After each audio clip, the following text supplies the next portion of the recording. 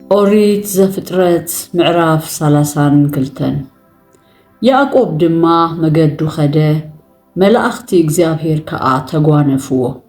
ያዕቆብ ምስ ረአዮም ድማ እዚ ጭፍራ አምላኽ እዩ በለ ነታ ቦታቲኣ ከኣ መሃናይም አውፃአላ ያዕቆብ ድማ ናብ ኤሳው ሓዉ ናብ ሃገር ስዒር ኣብ ምድሪ ኤዶም ቀቅድሚኡ ልኡኻት ሰደደ ከምዚ ኢሉ ድማ አዘዞም ንጎይታይ ኤሳው ጊልያኻ ያዕቆብ ከምዚ ይብላሎ በልዎ ምስ ላባን ተቐሚጠ ነበርኩ ክሳዕ ሕጅውን ደንጌኹ ኣብ ዑሩን ኣእዱጉን ጤለበጊዕን ገላውን ኣግራድን ኣለውኒ ኣብ ቅድሜኻ ሞገስ ምእንቲ ኸረክብ ድማ እዚ ንጎይታይ ክነግር ለኣኽኩ እቶም ልኡኻት ከኣ ናብ ያዕቆብ ተመሊሶም ናብ ሓውኻ ኤሳው በጻሕና ንሱን ምስኡ ድማ 400 ሰብኣይ ክቃባበለካ ይመጽእ ኣሎ በልዎ ሽዑ ያዕቆብ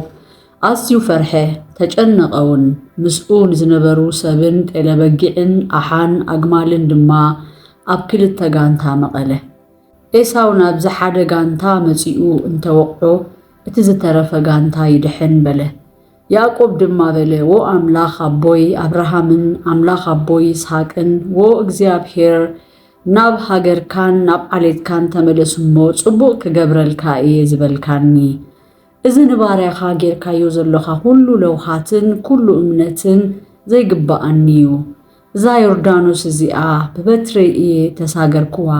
ሕጂ ግና ክልተ ጋንታ ኾይነ ኣለኹ መጺኡ ነደ ምስ ደቂ ኸይወቕዓኒ እፈርሖ ኣለኹሞ በጃኻ ካብ ኢድ ሓወይ ካብ ኢድ ኤሳው ኣድሕነኒ ንስኻ ድማ ብዙሕ ጽቡቕ ክገብረልካ እየ ንዘርእኻውን ካብ ብዝሑ ተላዕለ ክቝጸር ዘይከኣል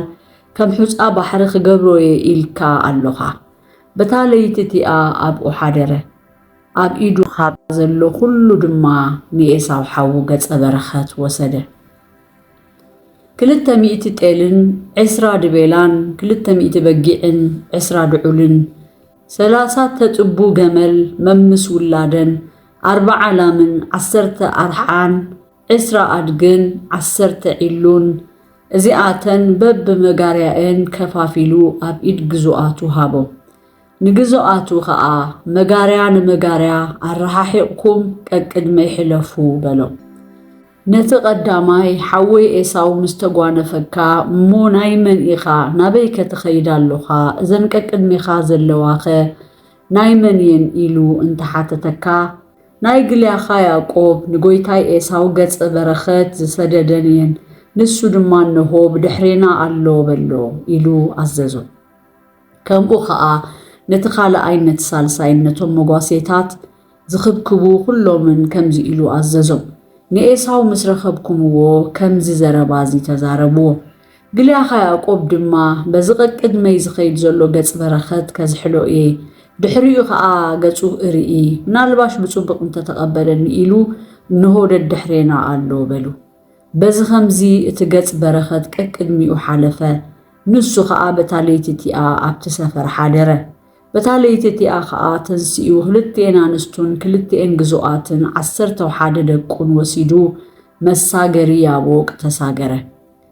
ወሲዱ ርባ ኣሳገረን ዘለዎ ዘበለ ኸኣ ኣሳገረ ያዕቆብ ግና በይኑ ተረፈ ሓደ ሰብኣይ ድማ ምድሪ ክሳዕ ዝወግሕ ተቓለሶ ንሱ ኸኣ ከምዘይከኣሎ ምስ ረኣየ ምሕኩልቱ ተንከዮ ክቃለሶ ከሎ ምሕኩልቲ ያዕቆብ ተቖፀ እቲ ሰብኣይ ድማ ምድሪ ይወግሕ ኣሎሞ ሕደገኒ በለ ንሱ ኸኣ ከይባረኽካንስ ኣይሓድገካን እየ በለ ሽዑ ንሱ እንታይ እዩ ስምካ በሎ ያዕቆብ በለ ንሱ ኸኣ ምስ ኣምላኽን ምስ ሰብን ተቓሊስካ ኣሕሚቕካ ኢኻ እሞ ደጊም ስምካ እስራኤል ደኣ እምበር ያዕቆብ ኣይበሃልን በሎ ያዕቆብ ድማ በጃኻ ስምካ ንገረኒ ኢሉ ሓተቶ ንሱ ኸኣ ስለምንታይ ብዛዕባ ስመይ ትሓትት በለ ኣብኡ ድማ ባረኾ ያዕቆብ ከኣ ንኣምላኽ ገጽ ንገጽ ርእዮ እየ እሞ ነፍሰይውን ድሒና እያ ኢሉ ስምታ ቦታ እቲኣ ጵኒኤል ኣውፅኣላ ንጵኒኤል ምስ ሓለፈ ፀሓይ በረቐቶ ንሱ ግና ምሕኩልቱ ይሕንክስ ነበረ ንጅማት መፈላልዮ ምሕኩልቲ ያዕቆብ ስለ ዝተንከዮ ምእንቲ ዚ ደቂ እስራኤል ክሳዕ ሎሚ ጅማት መፈላልዮ ምሕኩልቲ ኣይበልዑን እዮም